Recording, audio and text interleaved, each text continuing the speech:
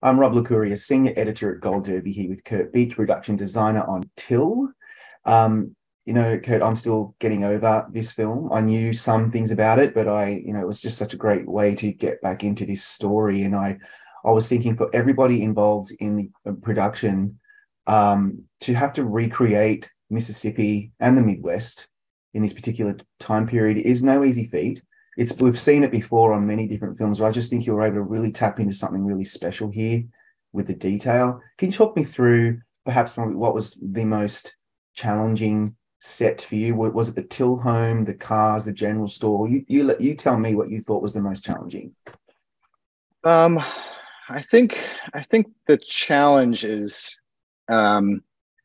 it's the accumulation of the sets. It's not any one in particular.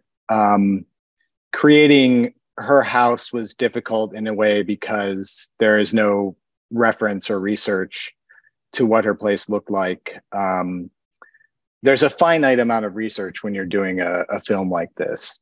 And the job at the beginning and prep is to try and feed yourself with as much of it as you possibly can. So we looked at a lot of different sources to try and figure out how to approach these spaces and make them feel as authentic and real as possible. In terms of size and scope, we had two fairly large sets that were pretty difficult to pull off, and that's downtown of Mound Bayou, Yeah. and a department store from scratch at the beginning of the film, which is sort of the inciting incident for the film. And it's interesting because that's a really important moment where Chinoya really wanted to equate the racism in the North with what you experience in the South. And this was a theme for the idea for the film, was to not have a separation between the North and the South. And that's the initial impulse, is to try and make them two completely different things. And there is a sameness to the way things look across the board, which is intentional. We really leaned into a very colorful film, which is also a little contrary to what you might expect. So, the initial impulse is to sort of evacuate color from the Southern locales. And we flipped that completely on its head and really leaned into color and making those spaces every bit as rich and warm and inviting as the spaces in Chicago. Yeah. And all this in Atlanta with no build. It's a completely location based production. We initially were going to build the courtroom, and we wound up not doing that because we found a courtroom that was pretty great. So we wound up doing everything on location. So that became a challenge as well. It's so funny because as a layperson, not a designer, I have to just go with my instincts when I'm watching something and immersed in the story. And I swear to you, the next question was about the intentionality of the color palette that you went with, because it just completely defied expectation for me. I'm expecting a desaturated, austere film, and I get this gorgeous, colorful, beautiful film. For example, in the train with the red plush seats and the mustard curtains. Mount Bayou, sorry, my accent, Bayou is like the most amazing set that I've seen from the whole film, and that was gloriously colorful. So I want to go into more detail on that. So you decided to lean into color because I must say, we'll talk about the funeral in a sec, because I think then you switch it up a little and desaturate. But why would you do that? Are you trying to set us up for the devastation of losing of the mother losing the child? What's the thought process behind all the color? No, not at all. It's not about devastation. It's the opposite of devastation. And that's what makes the film unique, is that Chinoya wanted a film about joy. And when she pitched that idea to me at the beginning, I was flabbergasted and trying to figure out how do we do this? How do we make a film that begins and ends in a place of joy? This was very important to her. So that's why we saturated the colors. That's one of the main reasons. And we found a lot of vintage wallpapers, for example, And when you get these papers, you get one roll of paper that's 75 years old, and it's basically worthless. So you have to scan it and create wallpaper that can be hung on the walls. Once you do that, you have an opportunity.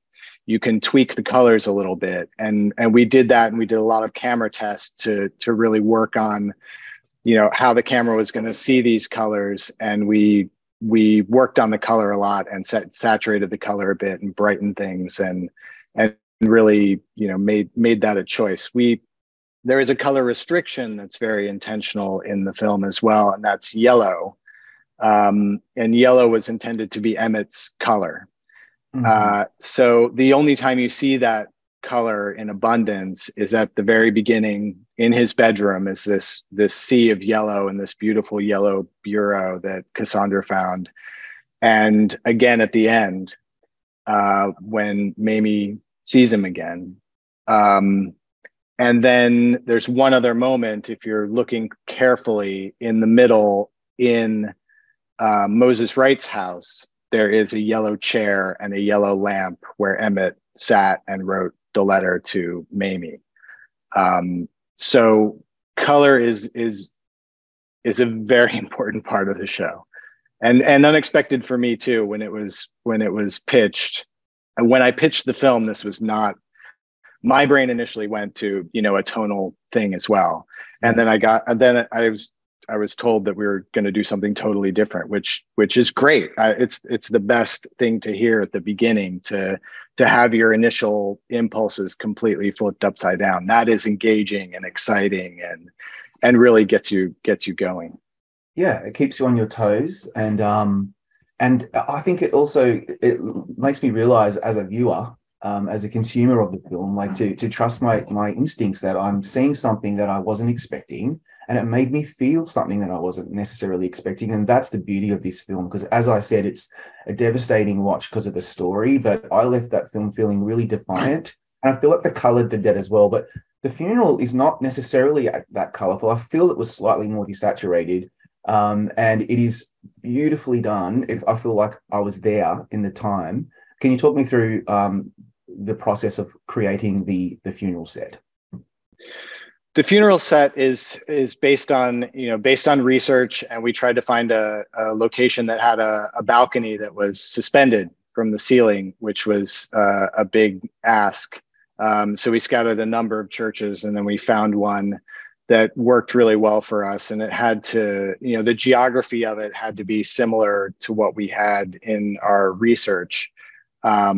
Where the casket went, where the enough room for people to walk by was very important, and then also room for camera and such. So it was a very practical choice, that church, and it is not the moment for color either. Yeah. So it is a fairly sparse, white, plain space. And as a contrast to everything else that's in the film, it worked really, really nicely. So these are some of the gifts that locations can give you in the process. Yeah, and it's a great example of how production design and other departments like cinematography and so forth can really add to telling the story in nuanced ways that we don't necessarily appreciate when we're in the moment, but we think about later. And I guess that as a designer, that's where you get to really shine. Would you agree with that? I would 100%. And Bobby Bukowski, who shot the film, every day with him was lovely and amazing. And he has such a warmth of character himself that he brought to the way he shot it. And you feel him behind the camera as well. And Chinoya also.